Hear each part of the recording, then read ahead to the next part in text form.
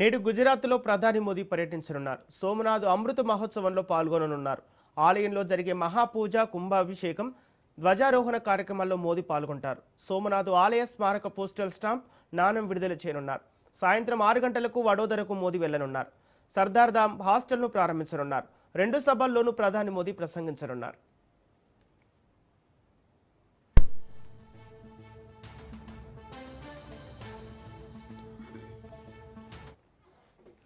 నేడు గుజరాత్లో ప్రధాని మోదీ పర్యటించనున్నారు. సోమనాథ్ అమృత మహోత్సవంలో పాల్గొననున్నారు.